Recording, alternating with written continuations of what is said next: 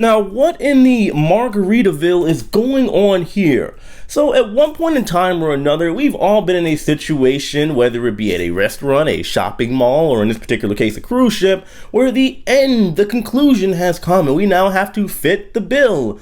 However, upon our calculations, we discovered that things aren't exactly adding up when it comes to said bill, or at least in some cases, we act like it doesn't. And, well, now we have a disagreement, which brings me to the topic of discussion for today, a very tasty morsel of information we got to go over. So with Margaritaville at Sea, there was a situation with a woman. I have a clip that I want to show all of you of a disagreement, and I do believe it brings up some interesting points as I am going to look at things objectively, because I have sailed with that particular company on 4 separate occasions, back when it was its former glory, Bahamas Paradise, and now when it has transitioned into Margaritaville at Sea. So you guys take a look at this, and well, I'll talk to you about it after. You can't bill me?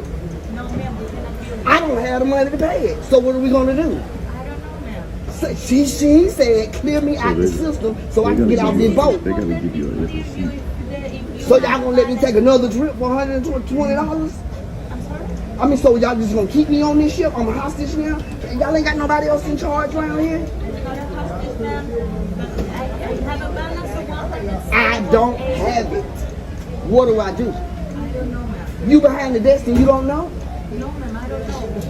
You know what? Come on, let's go. They gotta do what they gotta do. So I was going to try to be careful with my words here and, well, as they say, walk on eggshells. However, I ain't gonna do it. I don't want to. Both sides here are dealing with a very stupid situation, and, well, it just seems dumb all around. Getting into Margaritaville at Sea, like I said, I have sailed with them on 4 separate occasions, twice when they were Margaritaville and twice when they were Bahamas Paradise back in the day during the pandemic. And, well, I've always told a lot of you that it is possibly a nice option, a nice, inexpensive, quick 2-day trip to the Bahamas if you want a nice little getaway that isn't too expensive.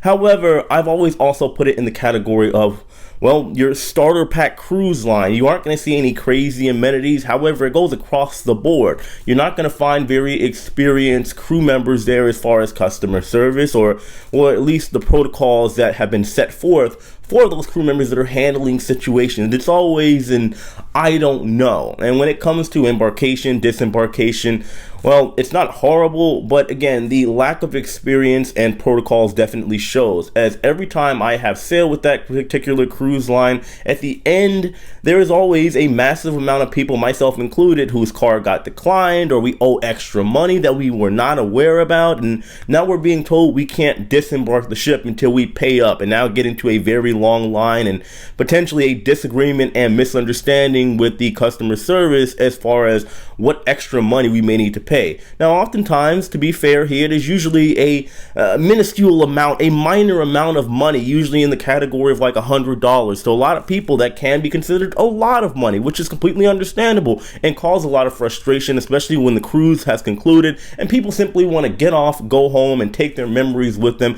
and leave off on a good note. So on that end, I will say that Margaritaville, once Bahamas Paradise, is definitely wrong in that scenario. I also don't know what it is about Margaritaville in particular. I do know they still run under the name and the brand Bahamas Paradise, and, well, whenever the Bahamas is involved, especially when it comes to U.S. citizens, there is a potential, even if you let your bank know in advance, for your card to get declined for transactions that take place in the Bahamas, or in this particular case, Bahamas is just simply in the name. I've been through it literally every time I've sailed with Margaritaville, or before when they were Bahamas Paradise, as well as being in Nassau. Maybe all of you have as well. Don't exactly know the reason for it. I heard there's like fraud issues and stuff like that with the banks over in the Bahamas. So, and maybe somebody could shed some light on that situation. I'd really appreciate it. I don't want to get off topic, but also looking at it from the other end. Now we know all the details on that.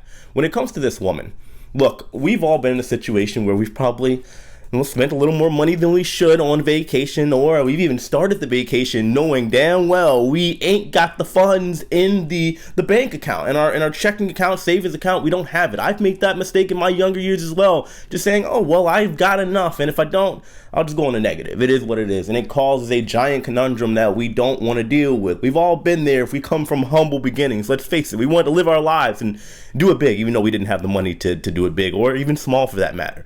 But for this lady, she's like, oh, well, I'm a prisoner, which I thought was pretty funny. But technically, it is kind of one of those situations where, what do you do here? Do you get to the point to where you are let off of the ship, or do you have to stay on board like this lady was saying? It is a valid point, right? The delivery there wasn't exactly, it was a mess, all right? But what she has to understand on her end is that this is not Carnival, for example, or Royal Caribbean, where there is a potential for what's called a promissory note, in which you can just sign a couple documents away and essentially and legally promise that you are going to pay back whatever debt it is you owe to the cruise line. That ain't happening with Margaritaville. Sorry, I meant to say hostage. The woman is saying she is a hostage on board. Either way, no matter how you slice it, it's pretty funny to hear.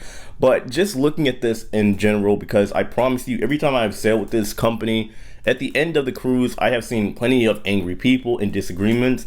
Why? Because this company doesn't have the provisions and a situation in place when situations like this arrive. And I want to be straight up with you guys. It is not an issue of poor people being on the cruise line or people from, let's say, honest means, humble beginnings on board the cruise line. Whenever you go to Royal Caribbean, whenever you go to Virgin, I promise you it's happening there as well. I want to be very clear about that. But the reality is it does fall on both ends. But we know that humans are going to human, right? Errors are definitely going to take place when it comes to people. And if you don't have those positions in place as a company, well, you are going to run into problems. You're going to run into angry people that aren't going to come back. You're going to run into people that are going to cause a scene. You're going to run into people that are simply just not going to pay up. And now you have a whole nother set of drama that you now have to address in front of people paying passengers and customers that don't come for that kind of experience. And even if they've had the time of their life, it has now been tainted at the very end. It's like watching, you remember Game of Thrones?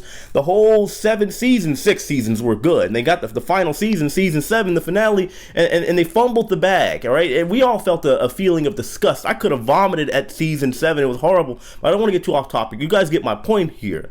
You guys, Margaritaville, you definitely got to get it together. People out there, just remember, make sure you got the right money, all right? In the bank account, you got the credit card with the right limits on it before you go on vacation. Do some legitimate calculations. Overestimate a little bit as far as your spending and your budget, and then you typically should be okay.